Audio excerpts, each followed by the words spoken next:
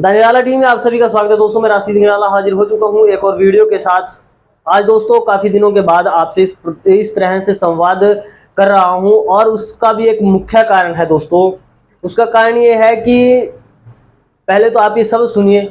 ओए ओए आतंकवादी, ओ उग्रवादी, ये मुल्ला आतंकवादी है, ये कटवा है, ये भड़वा है। ये दोस्तों मेरे शब्द नहीं है, दरअसल इन्हीं को लेकर आज संवाद करना है। और ये शब्द उस व्यक्ति के हैं जो इस देश की सत्ता में आसीन पार्टी है, सबसे बड़ी पार्टी अपने आप को कहते हैं विश्व की, उस पार्टी के एक सांसद के इतने घटिया और गलीच शब्द हैं। और ये शब्द उसने कोई आम सभा में या बाहर किसी सभा में नहीं दिए।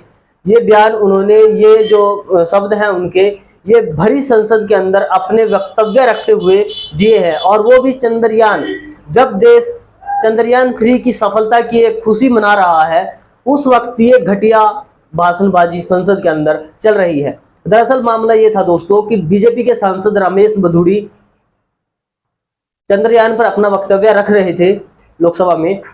इसको लेकर कोई बात रखने के लिए बीच में कुंवर दानिश अली ने उन्हें टोकने की कोशिश की या बीच में वो बोल पड़े, जिसको लेकर ये शब्द बोले रमेश बधूड़ी ने कि आप ओए आतंकवादी, ओए उग्रवादी, ओए कटवे, ओ भड़वे, ये मुल्ला है, इसे बाहर जाकर देखूंगा। ये गुंडों वाली भाषा एक सांसद की थी कि इसे बाहर जाकर देखूंगा।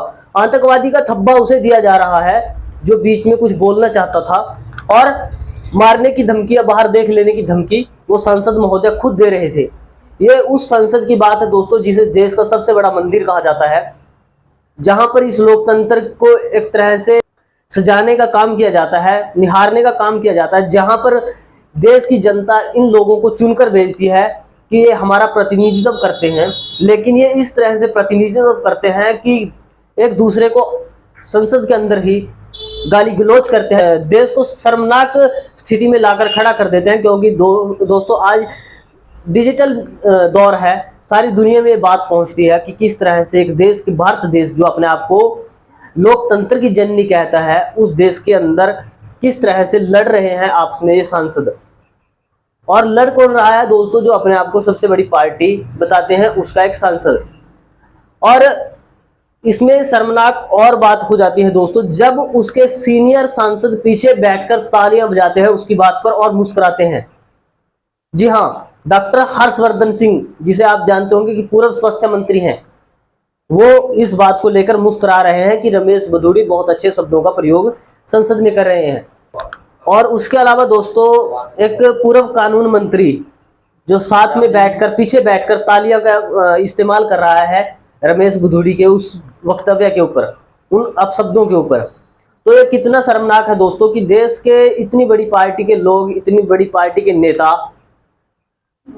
इस तरह के शब्दों का उपयोग करते हुए मुस्कुरा रहे हैं संसद के अंदर। अगर ये बात कहीं आम जनसभा में कही होती, चलो एक तरीके से मान भी लेते, लेकिन ये देश के संसद के अंदर इस तरह की भाषा का उपयोग किया गया है, निश्चित रूप से बहुत बड़ी शर्म की बात है इस देश के लिए। क्योंकि 75 साल के इतिहास में पहली बार इतनी घटिया शब्दों का इस्तेमाल किया गया है, वो भी सत्ताधारी पार्टी की तरफ से।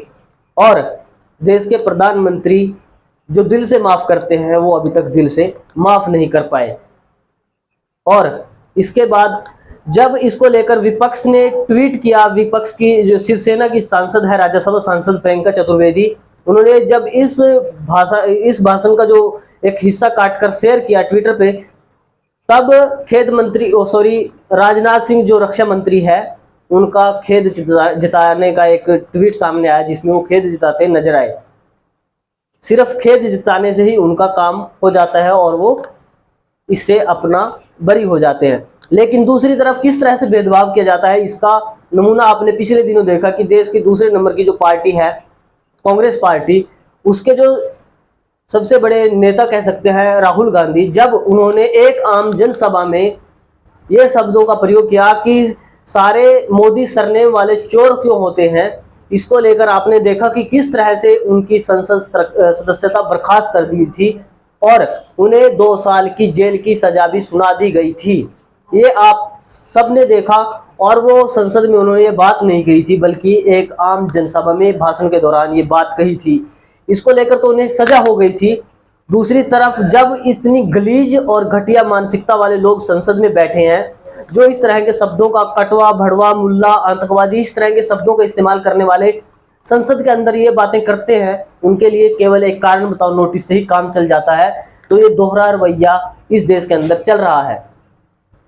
जिस व्यक्ति के बयान वहां है संसद के अंदर, जिसे पूरी दुनिया देख रही है, वो बाहर किस मानसिकता के साथ अपनी जिंदगी को जी रहा होगा, उसके दिमाग के अंदर, उसके दिल के अंदर किस तरह से गंदगी एक समाज के लिए भरी होगी, इसका अंदाजा आप खुद लगा सकते हैं दोस्तों। तो ये तमाम बात है दोस्तों जिसको लेकर आज मैं आपसे संवाद करना चाहता था कि देश के अंदर अच्छे दिनों के नाम पर जो आपको लोचा दिया गया था, उस अच्छे दिनों में जिसे अमृत महोत्सव कहा जाता है, उस अमृत महोत्सव में इस तरह से अपमानित किया जाता है एक विपक्ष के सांसद को कि भरी संसद में उसको इस तरह से जलील किया जाता है। और वो जब बाहर निकलता है वो कहता है कि मैं रात भर इन शब्दों के बाद सो नहीं पाया, और उसके बाद भी जो इतने गलीज शब्दों का इस्तेमाल करता है उसके ऊपर कोई कार्यवाही नहीं होती। कार्यवाही के नाम पर कारण बताओ नोटिस उसे दे दिया जाता है। आप देख रहे थे द निराला टीम में आपके साथ राशिद निराला। धन्यवाद।